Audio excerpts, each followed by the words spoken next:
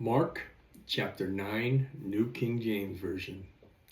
And he said to them, Assuredly I say to you, that there are some standing here who will not taste death till they see the kingdom of God present with power. Now after 6 days Jesus took Peter, James, and John, and led them on a high mountain apart by themselves, and he was transfigured before them. His clothes became shining, exceedingly white like snow, such as no launderer on earth can whiten them. And Elijah appeared with them, and Moses, and they were talking with Jesus. Then Peter answered and said to Jesus, Rabbi, it is good for us to be here. Let us make 3 tabernacles, one for you, one for Moses, and one for Elijah, because he did not know what to say, for they were greatly afraid. And a cloud came and overshadowed them, and a voice came out of the cloud saying, This is my beloved Son, hear him. Suddenly, when they had looked around, they saw no one anymore, but only Jesus with themselves. Now as they came down from the mountain, he commanded them that they should tell no one the things that they had seen till the Son of Man had risen from the dead. So they kept this word to themselves, questioning what the rising from the dead meant. And they asked him, saying, What do the scribes say, that Elijah must come first? Then he answered and told them, Indeed, Elijah is coming first and restores all things. And how it is written concerning the Son of Man that he must suffer many things and be treated with contempt. But I say to you that Elijah has also come, and they did to him whatever they wished, as it is written of him. And when he came to the disciples, he saw a great multitude around him, and scribes disputing with them. Immediately when they saw him, all the people were greatly amazed, and running to him, greeting him. And he asked the scribes, What are you discussing with them? Then one of the crowd answered, Teacher, I brought you my son who has a mute spirit. And whenever it seizes him, it throws him down. He foams at the mouth, gnashes his teeth, and becomes rigid. So I spoke to your disciples that they should cast it out, but they could not. He answered him and said, O faithless generation, how long shall I be with you? How long shall I bear with you? Bring him to me. Then they brought him to him, and when he saw him, immediately the spirit convulsed him, and he fell to the ground and wallowed, foaming at the mouth. So he asked his father, How long has this been happening to him? And he said, From childhood.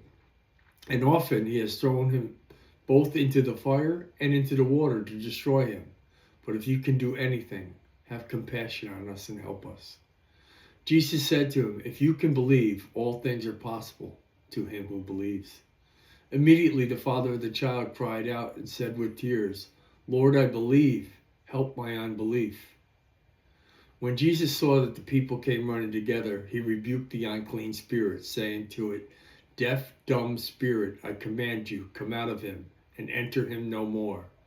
Then the spirit cried out and convulsed him greatly, and came out of him. And he became one as though dead, so that many said, He is dead.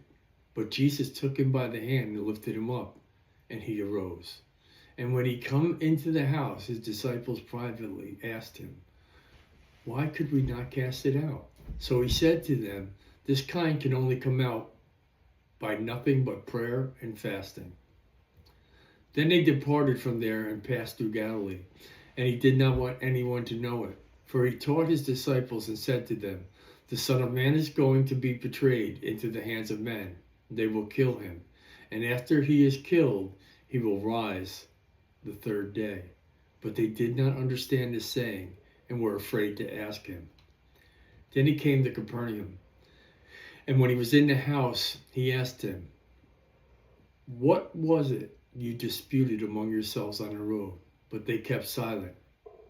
For on the road they had disputed among themselves who would be the greatest. And he sat down and called the 12 and said to them, If anyone desires to be first, he shall be last of all and a servant of all. Then he took a little child and set him in the midst of them. And when he had taken him in his arms, he said to them, Whoever receives one of these little children in my name receives me, and whoever receives me receives not me, but him who sent me.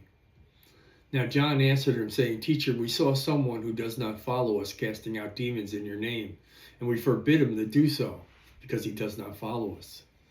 But Jesus said, Do not forbid him, for no one who works a miracle in my name can soon afterwards speak evil of me. For he who is not against us is on our side.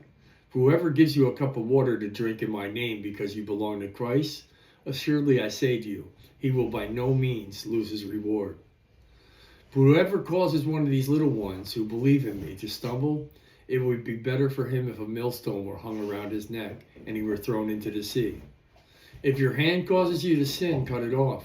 It is better for you to enter life maimed rather than having two hands go to hell, where fire that shall never be quenched, where the worm does not die and the fire is not quenched.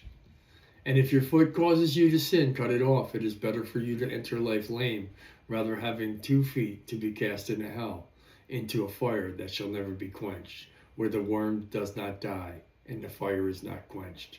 And if your eye causes you to sin, pluck it out.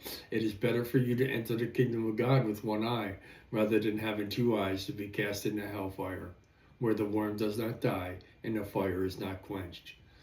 For everyone will be seasoned with fire, and every sacrifice will be seasoned with salt. Salt is good, but if salt loses its flavor, how will you season it?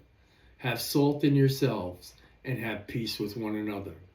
This is the Gospel of Mark, chapter 9, New King James Version.